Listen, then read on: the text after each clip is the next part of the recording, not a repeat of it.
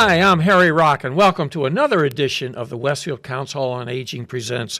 This is a special collaborative effort with Mike Squindo, Executive Director of the Westfield Senior Center, Tina Gorman, COA Special Projects Coordinator, and Pete Coles, producer of WCPC Westfield Cable Channel 15. Our topic today is Retire the Fire, specifically designed for older adults. And many of you have heard us talk about this topic in the past, and that goes to show how important it is and why we're going to discuss this once again. My guest, which is someone who is no stranger to any of you because of her own show that you wake up to on Wednesdays, therefore called Wake Up Wednesday, is Tina Gorman, the Special Projects Coordinator for the Westfield Council on Aging. And Tina, it's always special to have you in the studio with me. Thank you. My show, Rock on Westfield, follows your normal show, Wake Up Wednesday, and I love listening to your show when I'm coming in because I'm always guessing, okay, I'm starting to get to know the guests. I'm starting to get to know the voices. Who is it that she's got coming in? For sure. But today we're going to be discussing the background for developing the Retire the Fire program with Tina, as well as the impressive number of informational fire safety and falls prevention handouts and brochures that are available at the Senior Center.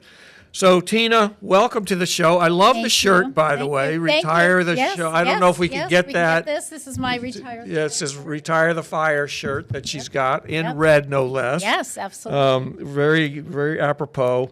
But fire prevention is such an important topic to discuss, which applies to all ages, really not just seniors. But this program, we're really keeping it specific to seniors and the needs of seniors that you follow in your own everyday lives. So, Tina, you've had this Retire the Fire topic for a while. And so I'm just curious as to how you came across it. Mm-hmm. How did you get interested in it? And how has it become really one of the focal points of the Senior Center as far as preventive and really protecting our seniors in their own homes? Well, just like a lot of programs, Harry, it really started not because I had any background or really much knowledge about fire prevention or fire safety, but it really started because we had, within the span of about 18 months, we had 4 major fires in Westfield involving older adults, resulting in 4 fatalities. And by the time, and they were, the last one was someone that I knew. He was a regular at the Senior Center. And and so I kind of felt like we have to do something about this, but I really didn't know what. And so at that time, I got the word from then Fire Chief Mary Regan. I knew there had been a fire. We had a department head meeting the next morning after the fire. The fire happened about 11 o'clock at night. And so I saw her the next morning at the meeting, and I asked her where the victim had been sent, because it had been on the news, but it didn't say it was a fatality. And I said, I really want to be able to go see him in the hospital. I assumed that he was, at one of the larger hospitals. And that's when she said to me, we were on our way into the meeting, and she said, Tina, he didn't make it. And, I was just devastated. I was just really deflated. And so I went to the meeting. I left the meeting. At the time, Patrick Berry was the owner of the Westfield News. And Patrick was a friend. We had really developed a friendship because of the newspaper. That's how we met. And so I went over to the newspaper, and I literally marched into Patrick's office, and I said, we got a problem. And he said, well, okay, what? And I said, this is the 4th fire fatality among older adults. We lost a couple. There was a couple on Overlook Avenue up by the college. Oh, wow. They had passed away. That was in February. I can't remember when this one was. Then we had the fire over at Washington House, where we had to evacuate 100 seniors from senior housing. Wow. We had another fire at Thomas Street over at General Shepherd Apartments on Thomas Street. Mm-hmm. That was a fatality that involved home oxygen use. And so anyway, I had gone to Patrick and I said, we need to do something. And I said, the only thing that I can think of to do is something educational. But I said, I can't do it by myself because not everybody, we were still in the old senior center. I said, not everybody comes to the senior center. We have, at that time, we had about 8,000 seniors in Westfield. Wow. Now we have over 10,000. So I said, it's really got to be sort of a multifaceted approach. And so that's what really started this program. I said to Patrick, I'm going to need the newspaper. So he was all in. So at the beginning, what we did was I did a series of articles, and we decided to target the month of March for Retire the Fire because we were changing our clocks. And at the time, they were still using detectors, smoke detectors, carbon monoxide detectors with batteries. That had to be changed annually. Right. So, it was always change your clock, change your battery. So we thought, okay, so we'll do it in March because, daylight savings will be changing batteries and so forth. Changing clocks, changing batteries. So anyway, Patrick was all in. We did a 5-part article series. And I have done that 5-part article series every year since. It's not the same 5 articles. I keep researching. We look at where, what sort of the latest, the newest information that we have. So it's usually 5 articles about 5 different topics involving fire safety. We've done that. We've partnered with the Westfield News even after Patrick left. And then it was a matter of getting information out to people, which is not so easy.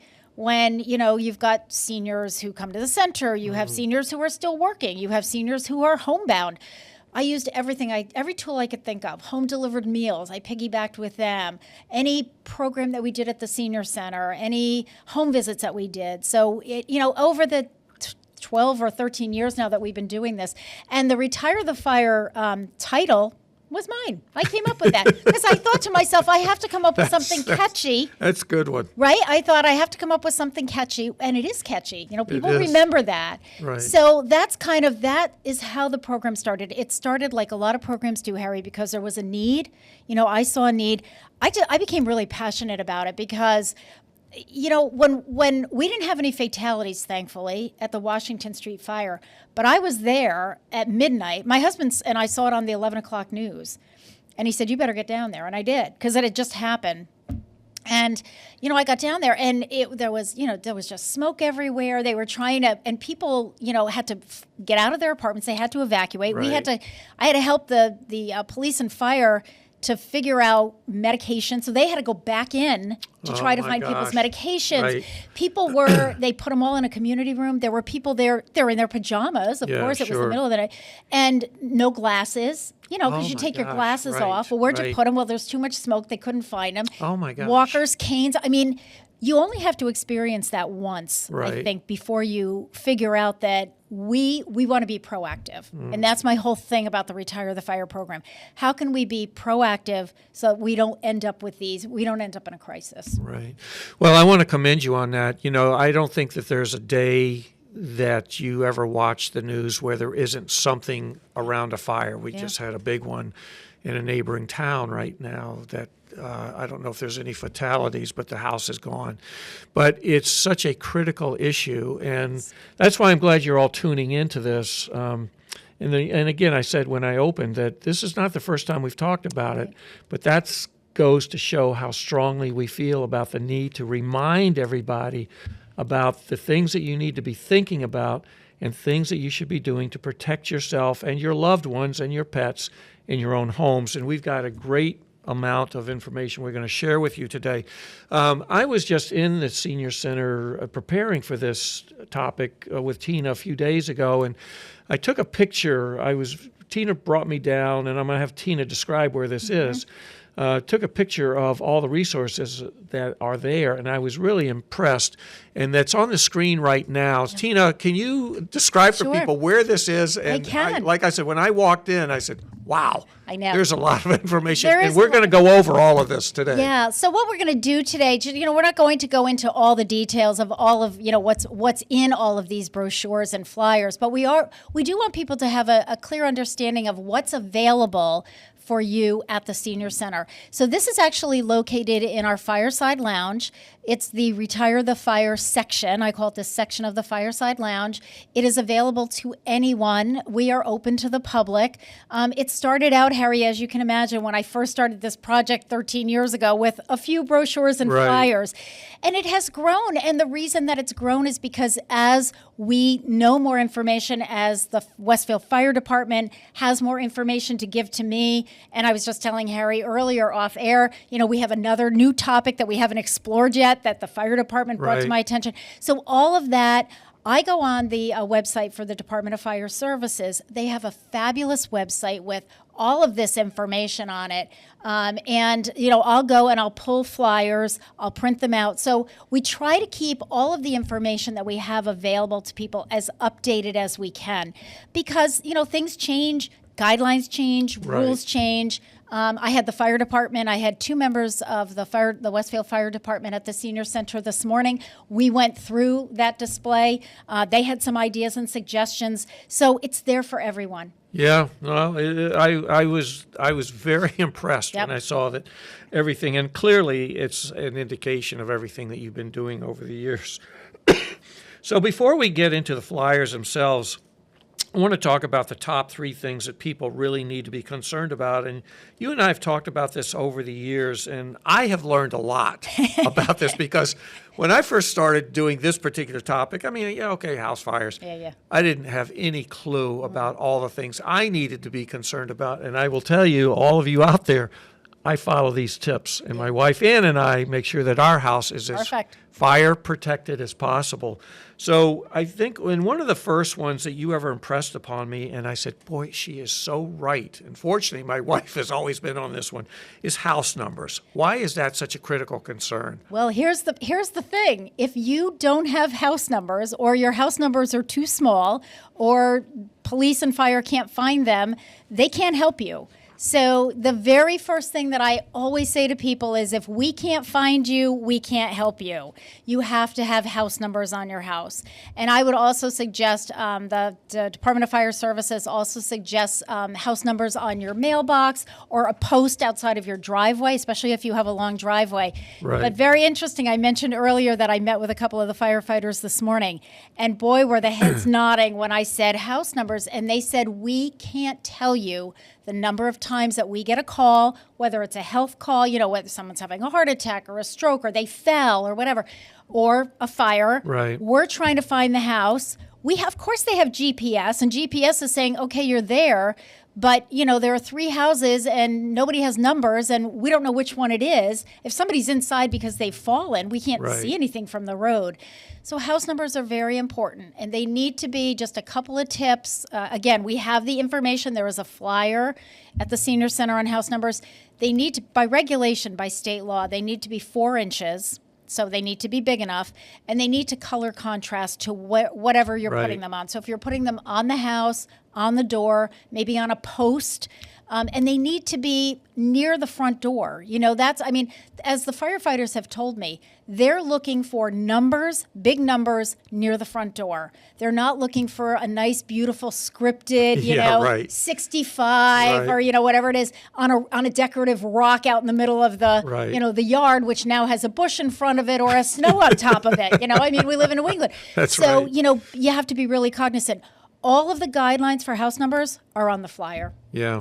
No, it's great. And, we have a relatively long driveway, and my neighbor's driveway is right next to ours. Mm-hmm. I can't tell you how many times people get confused Oh, with, sure. am I going down to John's house or am I going to Harry's house? Yep. And we got the wrong people pulling in just by accident.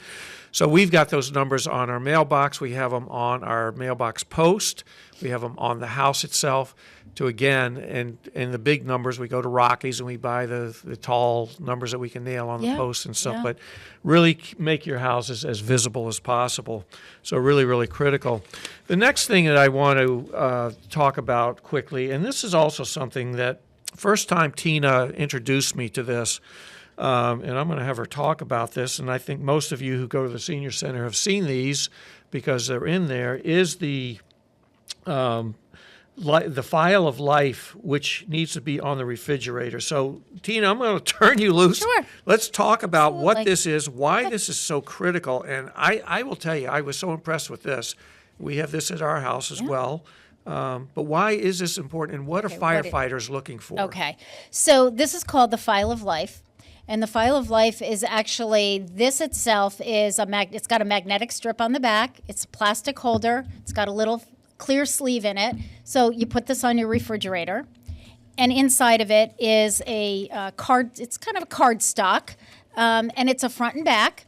We tell people to fill it out in pencil because some of the information on here is going to change periodically. Your name, your address, doctor, your preferred hospital, emergency contacts, any special conditions that you have. And then there's a section for medications, which of course those change frequently. So that's one of we always say at least that section should be done in pencil. Your pharmacy, date of birth, basic information. And then on the back is just a listing. It's just a checkoff box of any medical conditions that you have and any allergies that you have. Same thing. Those are just checkoff. So this does not take long. And then your health insurance. And the reason this is important, Harry, is because if you have this on your refrigerator and it all folds up, doesn't take up a lot of space, you put it on your refrige. If you call 911 with some kind of a medical problem or even a fire where, they need information about you, maybe you're disoriented right now. It's, right. In a crisis, people behave differently than they do when they're nice and calm. They will grab this. They're looking for this. If they see an older adult, if it's in the city of Westfield, I'm going to tell you right now, fire and police are looking to see if you have a file of life, and they're going to look on their refrigerator. If they see it, they're going to grab it because that way they have just some basic information. They can give it to if you need to get care in an ambulance. If you're riding to the hospital in an ambulance, the EMTs have this. They then pass it off to the hospital personnel when you get to the hospital, because it may be, we've had situations where someone's having a diabetic reaction and they can't talk. Someone's having a stroke. They can't talk. Somebody just is having a urinary tract infection. Think about that. And they can't, their speech is garbled or they're not making any sense. They can't answer your questions. So this is just going to give some basic information. And what I say to people is this: the file of life is only good if you fill it out and you put it on your refrigerator.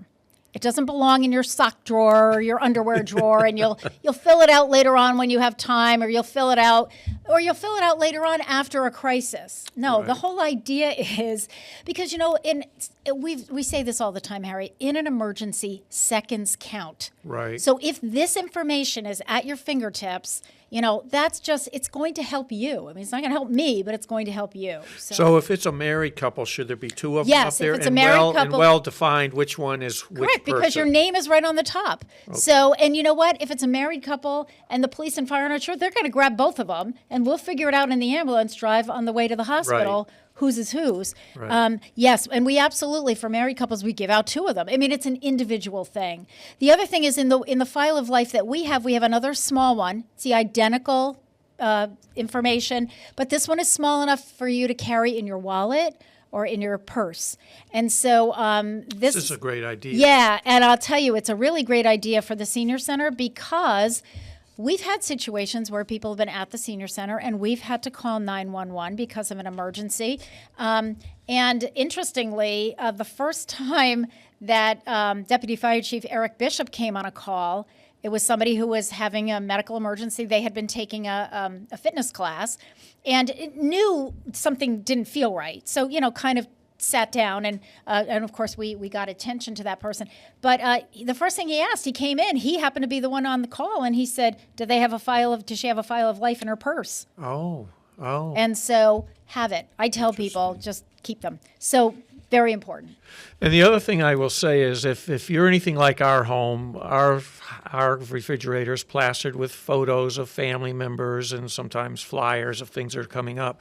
Make sure that these are well identified. You've got them in a corner of the door somewhere where it's not being covered up by other things, so that again, if it's needed, it's accessible.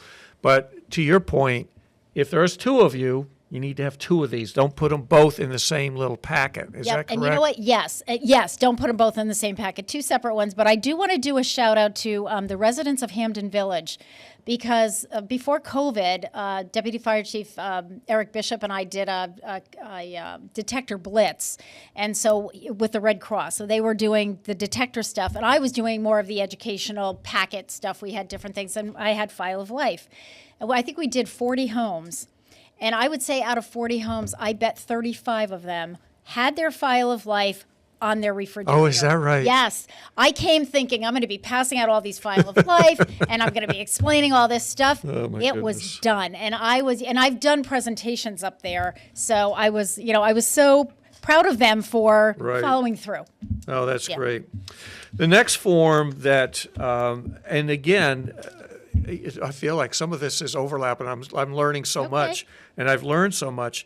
And when I first learned about this form, and we're going to show this to you in just a second, I was so impressed with this collaboration that we have with the City of Westfield, with the Safety Communication Center for the city. And this is what's known as the First Responder Friend Form. That's a yellow form. It's right at the senior center on that shelf that we just showed you a photo of. So Tina, what is this and why is this so important? Okay, well, this particular form is unique to Westfield, although there are other cities and towns that have similar types of forms. It's called the FRIEND form, and that is an acronym for First Responder Informative Extra Needs Directive. And the reason that it's sort of extra needs directive is this is a form that gets filled out for a family member. If you have someone in the family, if there's an older adult who maybe has a mobility impairment, maybe they're bedridden, or maybe they use a wheelchair or a walker that they have to depend on, they can't walk without it. Maybe they are blind or have a significant visual impairment. Maybe they are very hard of hearing. Maybe a speech problem. I mean, I have people that have recovered from strokes, but have very limited speech. Able to get around, but if somebody were calling them on the phone or coming, they wouldn't necessarily be able to respond, or someone with dementia or memory loss. So this is a form that gets filled out. You check, again, it's a lot of checking boxes, and this form it is given to us at the Council on Aging. We make a copy, and then we send this form to dispatch. So, and they log it into their computer. So what that means is that if somebody has one of these, needs some extra, they have an extra need, if they call 911, when the first responders are on their way to the call, dispatch is saying to them, oh, this person has a friend form. Okay. You need to understand when you get to Harry's house, he's blind. Or Harry's in a wheelchair. He uses a wheelchair, so just be aware of that. It's just really helpful information for the first responders who are, trying to get in to help you. So, and again, there's, it has questions about if you have an alarm system, who are your emergency contacts, and that's really it. It's not a long form. It takes not even 5 minutes. I think it's like 3 or 4 minutes at most. Yeah, it's going to be quick. And this form was really the idea for it. I stole it from other cities and towns, and I contacted Nina Bars, who's the director of our Public Safety Communications Center. And I said, Nina, can we do something like that here in Westfield? So Nina really is the one who put together the form with information that she thought would be most helpful for dispatch to be able to tell first responders. So that's what it is not a form that everybody needs to fill out, but it is a form that if there are some extra needs in your household with any of your older adults, or younger ones for that matter, this would be helpful for dispatch to have that information. So Tina, once they fill this out, do they mail this? Do they bring They can this do to whatever they you? want. How do they get Most this people just give it to us. Okay. And I take care of it, and I make sure that Nina gets it. Okay. Yeah. And the thing that I also want to point out, because I know sometimes people get a little nervous about having things on record with the city. Yeah. But, as I reviewed it, there's nothing confidential here. They're not asking for your Social Security number. No. They're not asking for bank accounts or anything like that. Nope. The most confidential thing, quite frankly, is your telephone number and your address and just some basic information. But to Tina's point, this is going to be really helpful to make sure that you are getting the best response and the best attention that you need at the time that they arrive. They're not looking for this. They already know who you are and what's going on. Right, So exactly. Great forum. Love that. So let's now jump into actually talking about fire prevention. And I think, as I was looking at the forms, I said, well, I think one of the most important ones are smoke alarms. So let's get into They are. Smoke alarms. Why are those so important? And also what I learned from you is there's a lot of advances in smoke alarms and things that people need to know about. Yeah. I mean, smoke alarms save lives, especially if the fire happens at night. And, as I said, one of the fire fatalities, that happened at night. It was about 11 o'clock. He slept through the whole thing. That was it. Never knew what happened. And ultimately, because he was upstairs and the fire started in the basement in the furnace, the fire actually never got it engulfed the house, but it didn't get up to that second floor because it had started in the basement. And he passed away from smoke inhalation. We have two issues. One is no smoke detectors, and there were none in the house. In this situation, the house was old. He had grown up in the house, got married. His parents passed away. He and his wife lived in the house. And so they never had smoke detectors put in. Sure. If you put your house on the market, of course you can't sell a house without all the inspections and the smoke detectors, and you have to have everything up to code and up to speed. But for a lot of our seniors, they've been in their homes for a long time before all these laws and rules and regulations. So in this case, there was no smoke detector. In the case of the couple on Overlook Street, there were smoke detectors. They were not working. That's the other problem. If your smoke detectors are more than 10 years old, they need to be replaced. And now, Harry, you mentioned the new rules. One of the new laws is we don't have detectors anymore. In Massachusetts, you have to have a detector with a 10-year battery so that you don't have to change the batteries. You put it up, and it's good for 10 years. But after 10 years, it's got to be replaced. So that's because that avoided all of the problems with, every year you had to change these batteries. And of course, that's hard for older adults. In most cases, your smoke detectors are up on the ceiling. Right. We don't want them. That's a whole other topic of fall prevention. We don't want them up on ladders trying to do that. Right. So this works much better with, we put it up, you forget about it. But the other thing, too, is depending on when your house was built, depends on what kind of detector you need. The newer homes, of course, are what we call hardwired. So that's all electrical, and so if one goes off, they all go off. Right. And that really generally, unless somebody, has a fair amount of knowledge about electrical, that generally requires the help of an electrician. Right. So that's not something that we get involved with through our programs, but we certainly, encourage people. And we do get involved with detector installation with older homes that are not hardwired.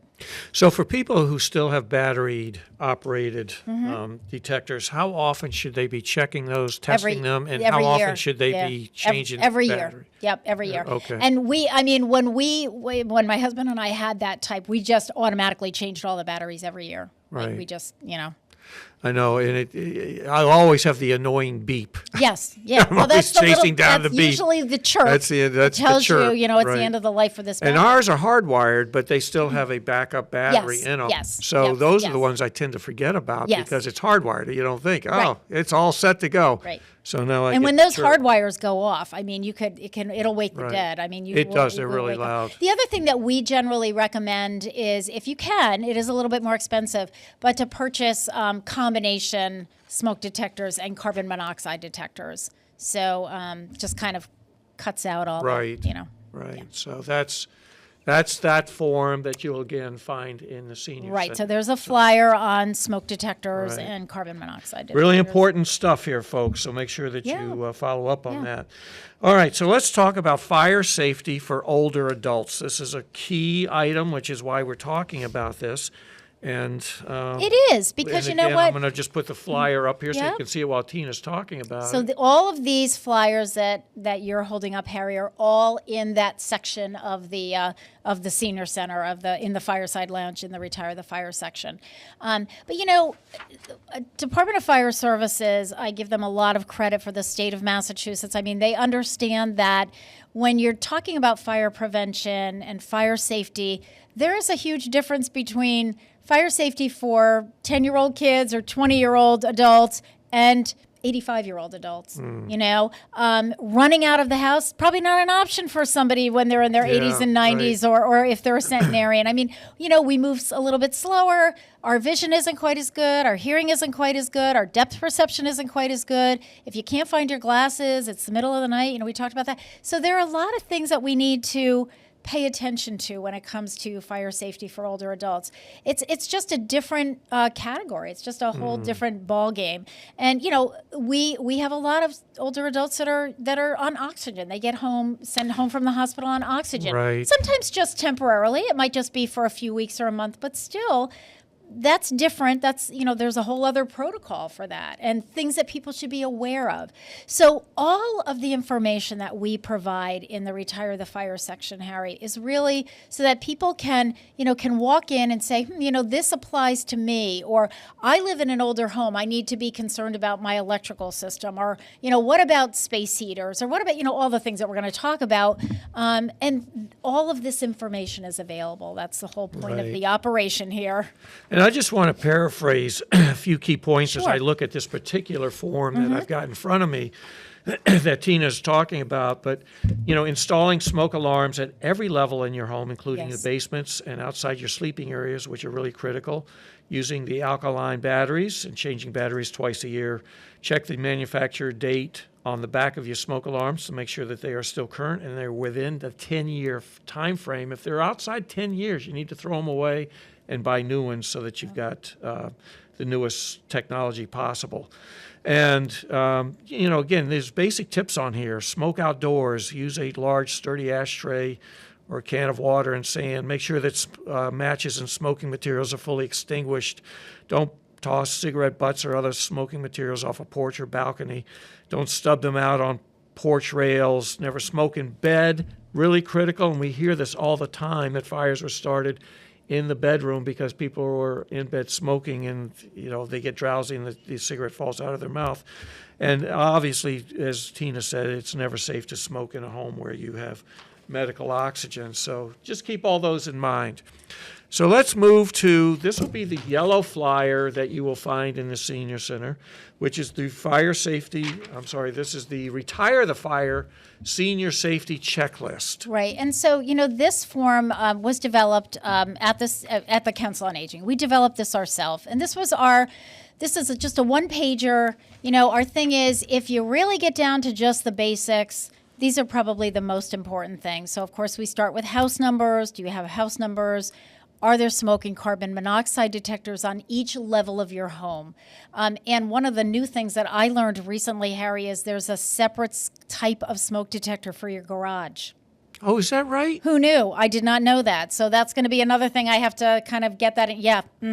Yes. Wow. Yeah. I did not know that either. Are again on our safety checklist, are rooms in the home free of excessive clutter? That's which huge. creates not only a fire hazard, but it also Yes. it hinders the pathways of the first responders.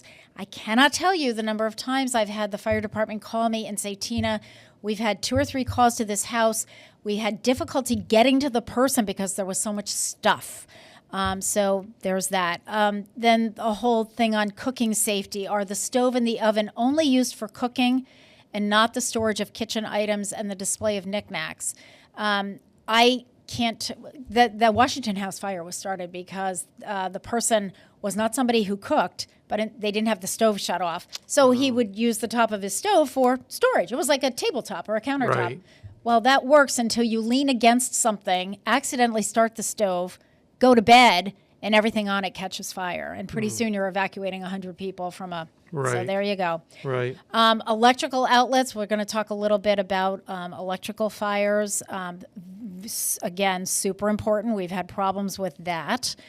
Just had a fire a few years ago up at Hampden Village. Thankfully, the person was out walking her dog at the time, came back and her place was gone. And it was an electrical wow. fire. Yeah, it was an electrical Wow. fire that she had no idea. Yeah, those are scary. And of course, then, does the person have a file of life displayed on the refrigerator, and has a friend form been completed? And we go through that. So that's our own Westfield Retire the Fire Senior Safety Checklist. There are also all of this information, including more detailed checklists, are on the website for the Massachusetts Department of Fire Services. And I have to say, I know Pete has the the address. That is a great website. It's very user friendly. So for those of you who are tech savvy and can get into your computer, Massachusetts Department of Fire Services. You can even just Google that, and it'll take you right to it. But it's very user friendly for the average person to get any information you want on fire safety. And they have a whole section on senior safe. So. Yeah. Perfect. Wow. All right. The next one we're going to talk about is, again, Retire the Fire. Safety checklist for those living with dementia and memory loss. And that is a green form that you're going to find in the Senior Center with a lot of great information. So, Tina? Yeah. So, again, this is a more recent form because Harry, I would say definitely within the last year, but everything blends together now. We did a whole separate fire safety program, Counseling on Aging Presents program for those living with dementia or memory loss. And I developed this safety list when we did that program because I thought, well, okay, what are the key things that Harry and I want to talk about? So I put them down, and I actually sent this to the Department of Fire Services, and I said, hey, this is courtesy of Westfield, so we've now developed our own. Steal it if you like. But these are safety things because, let's face it, if you have someone in the home with dementia or a significant memory loss, they're not going to remember certain things. So there's a whole other, protocol that we have to go through. So again, that's a separate program that we've done before, and certainly you can go back, YouTube that one. But the actual safety checklist, it's quite extensive, is on, as Harry said, is on a green form. In the section of the Retire the Fire. So, we talk a lot about things that are very specific to someone with memory loss, and we go through kind of each room in the house, so safety for the kitchen, the bedroom, the bathroom, the garage, the basement, all of that is on this form. A lot of great tips on this one, so make sure you pick that this one's one up. very detailed. It's very, very good.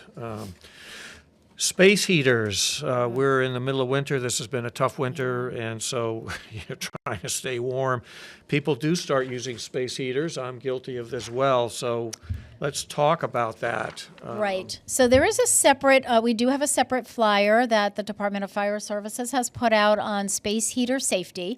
And, space heaters in and of themselves are wonderful. I mean, if you live in a large home, and you kind of confine yourself to one or two rooms, to turn that heat down and save on your heating bill and use a space heater is fine as long as you do it safely. So there are safety protocols for that. There are a couple very basic. Again, I'm not going to go through all of these, but you do need to be very careful with space heaters. Number one, there is supposed to be a 3-foot radius. So that means 3 feet all the way around. So if the space heater's in the middle, 3 feet all the way around you for safety. Now, a lot of people, they'll put the space heater on. I want to warm up my feet because they're freezing. Again, that's okay. It needs to be 3 feet out. So it's designed so that you're not at risk if it's too close. Also, space heaters should never be used at night when you go to bed.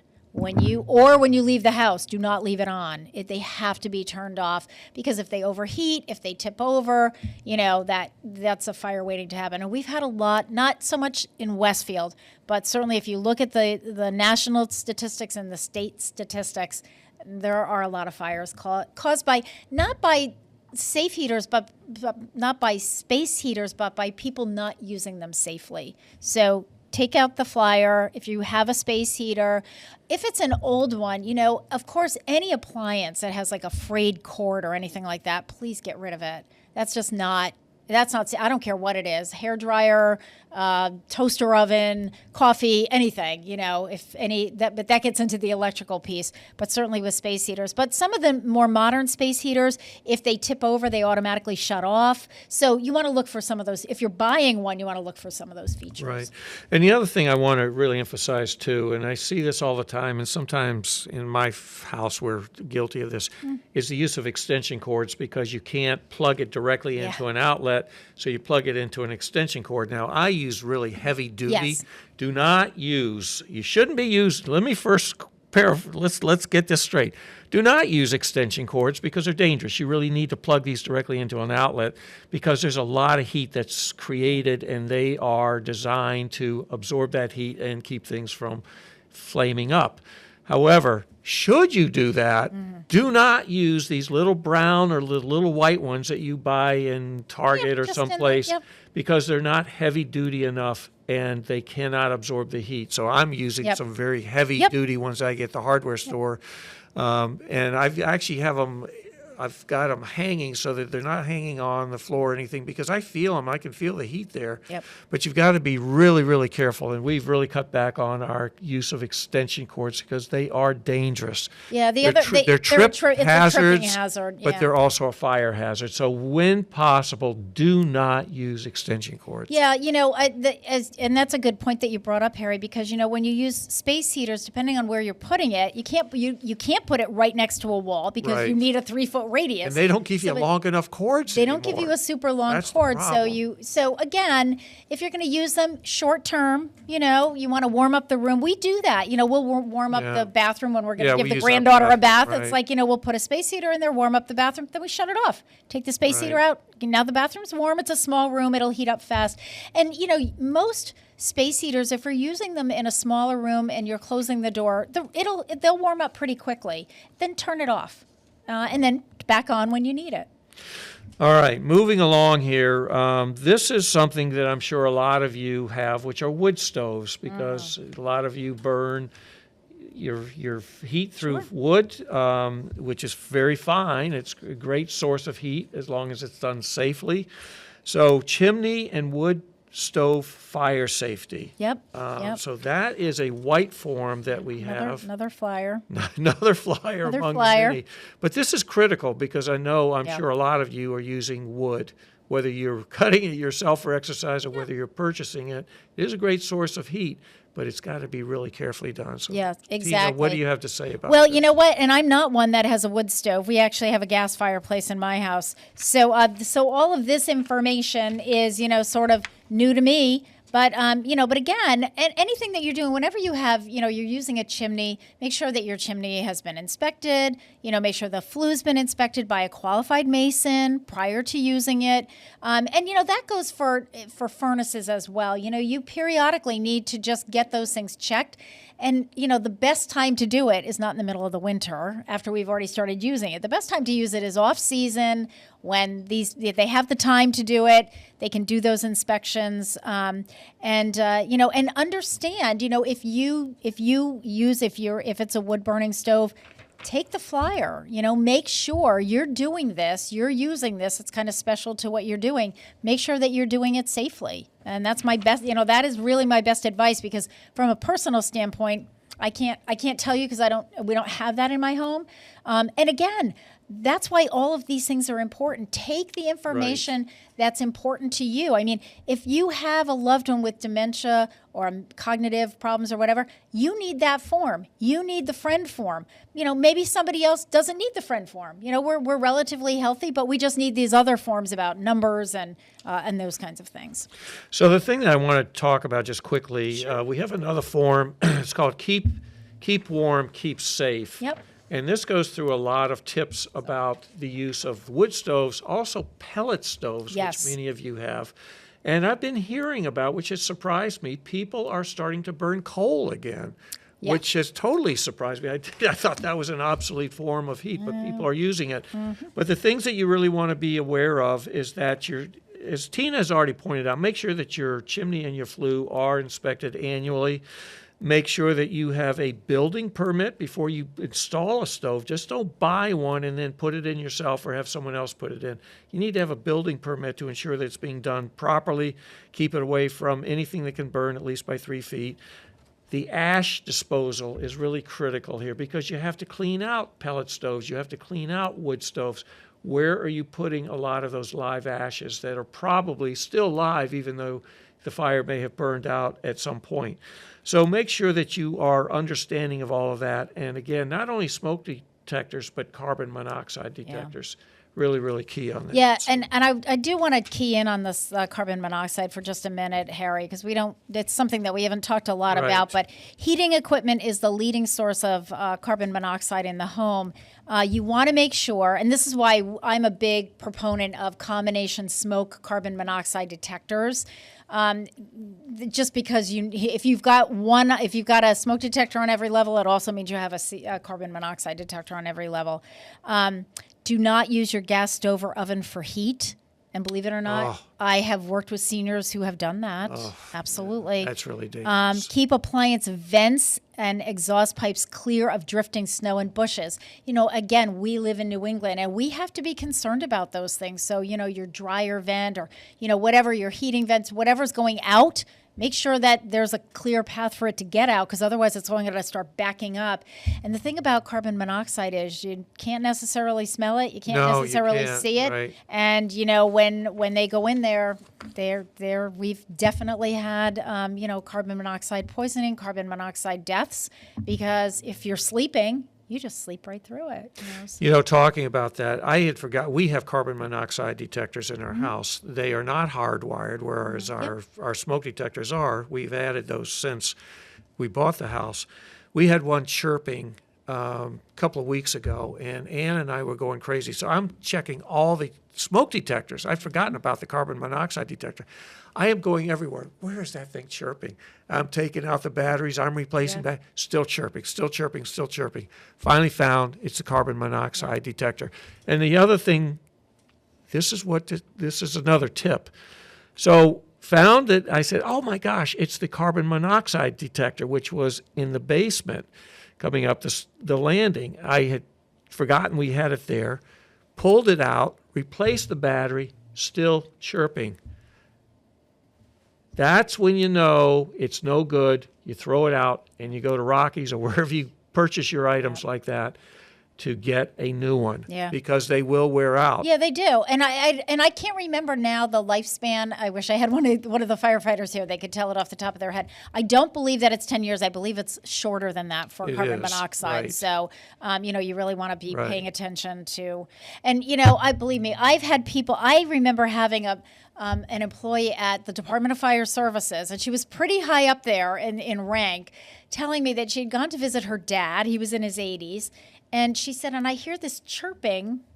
So immediately she's looking. Well, it's in his closet. It's in the box in the closet. It's the detector that she had given him 6 years earlier or whatever for Christmas that never got put up. And And so she said, well, you can bet that we've spent the weekend putting up all the, Mm-hmm.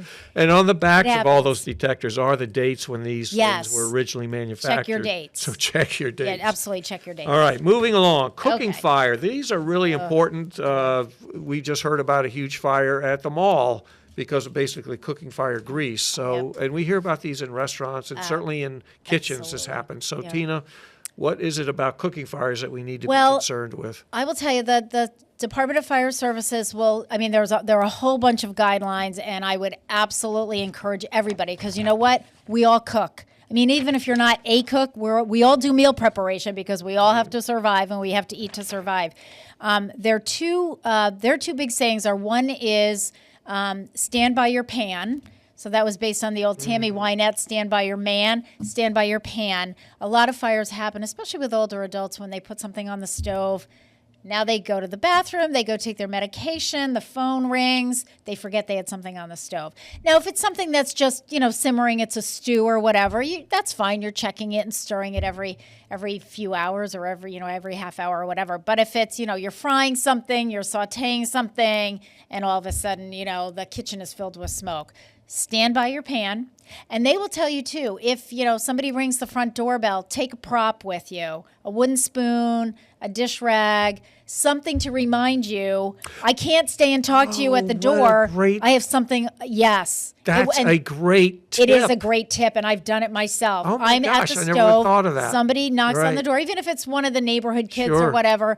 I'll go to the door, but I always take something with me to remind me. It's so easy to forget. It is. Something's you on start talking. Right. Next thing you know, I had this happen happened to me. Next thing I know, I went outside because it was in the summer. Now we're talking on the porch.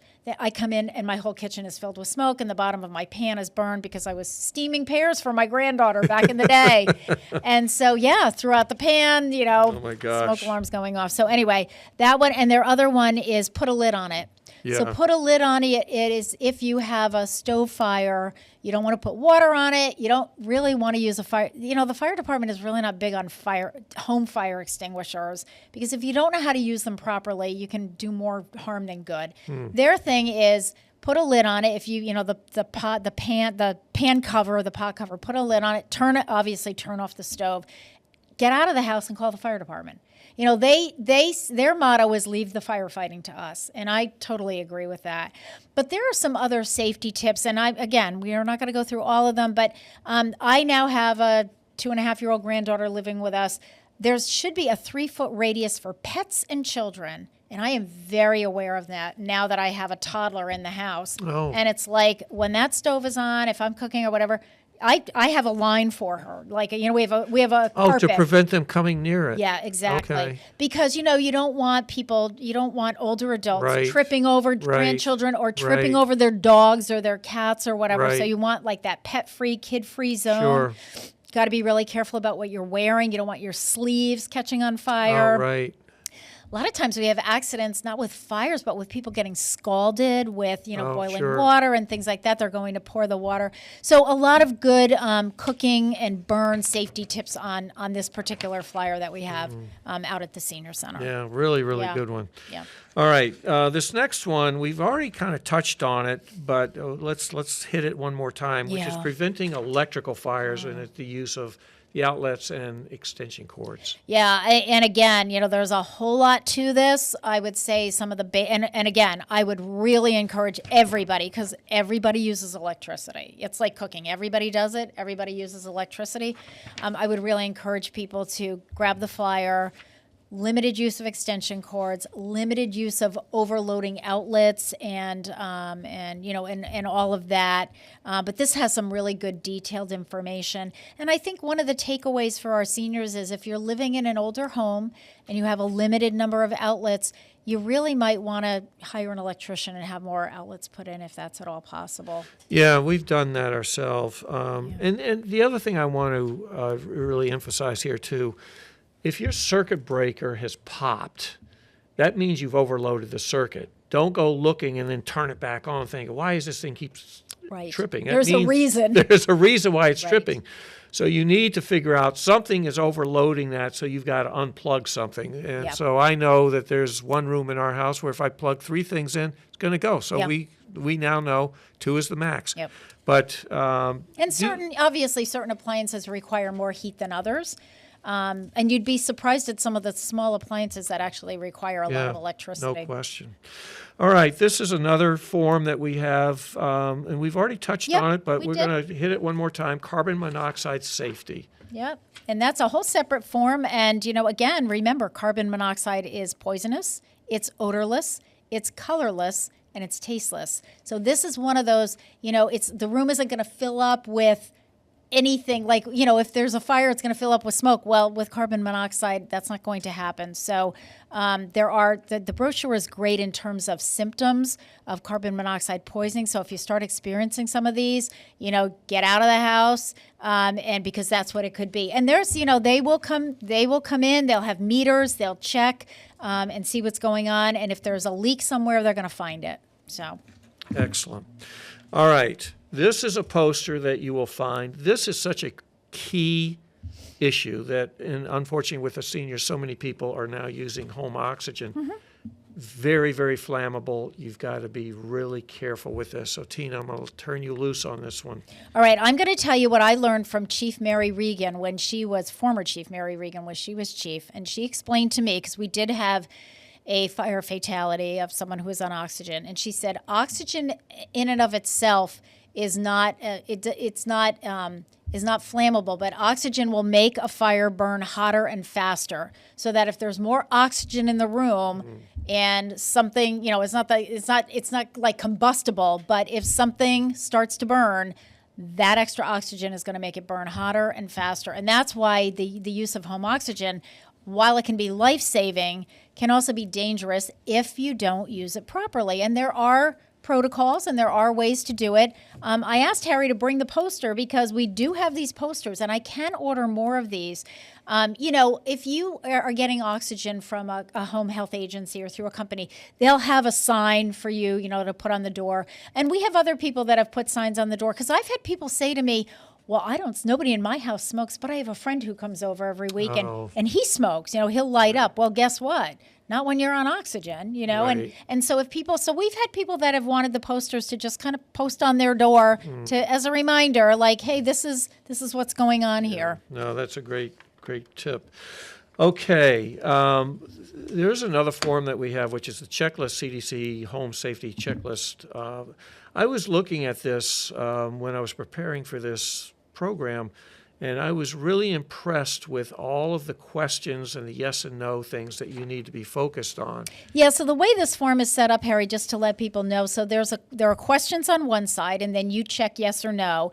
And depending on your answer, there are suggestions of how you can correct that. So, just to give you an example, are there papers, books, towels, shoes, magazines, boxes, blankets, or other objects on the floor?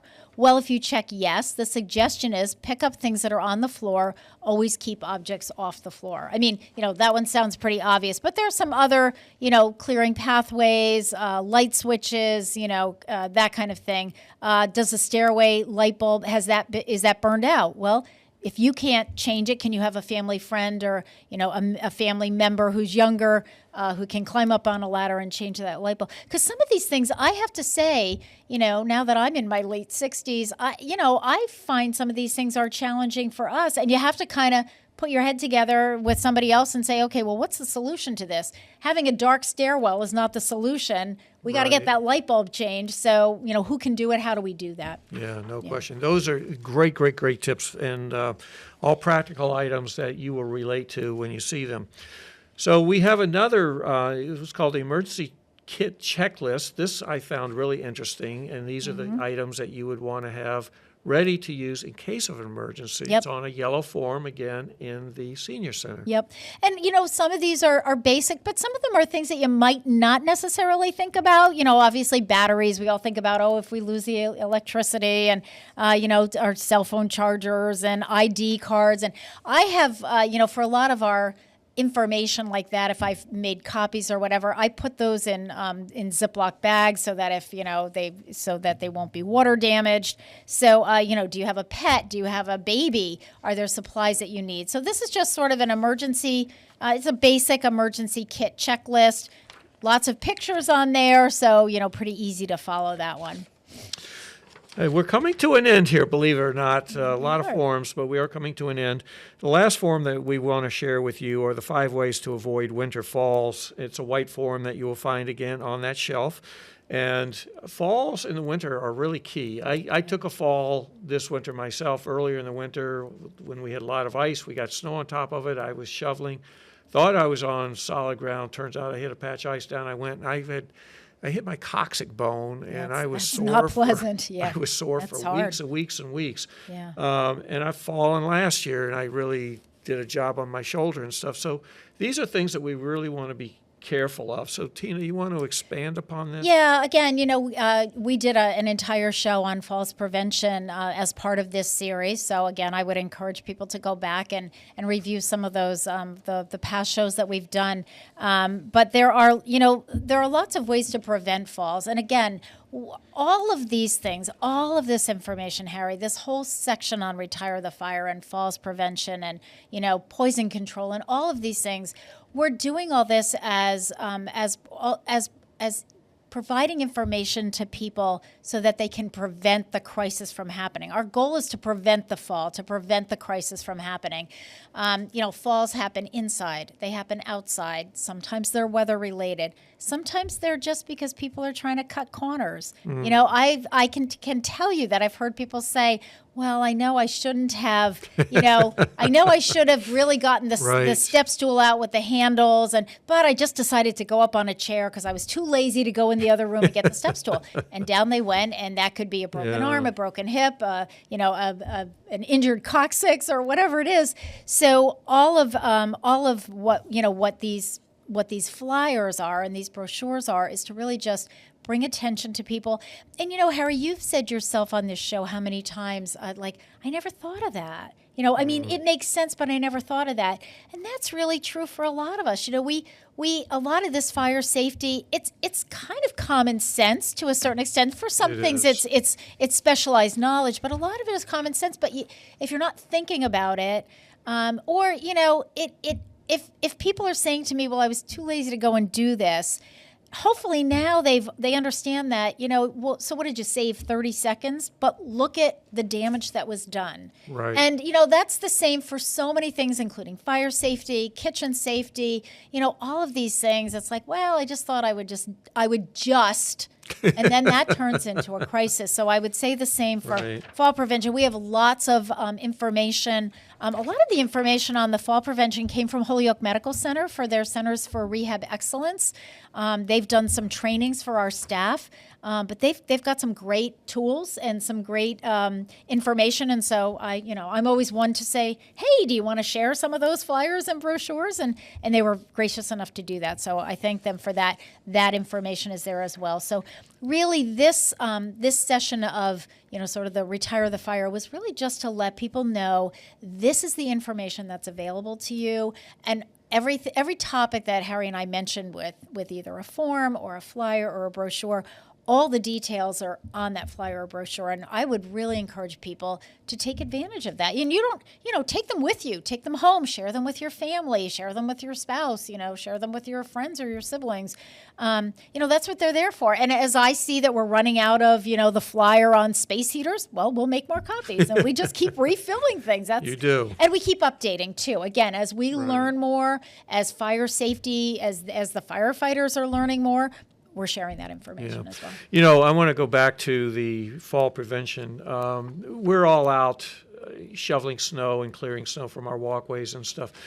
Two tips for you. One, at our city DPW yard, there is a building where you can fill up pails of sand, and it's got mixed salt in it. Yep.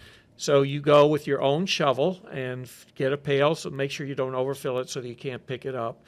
But you can use that for grit if you've really got to put something down on your sidewalk again, especially with all the ice that we've been getting. And the other thing that I have done to really prevent falls is I've gone to places like Rockies or Home Depot. They sell these little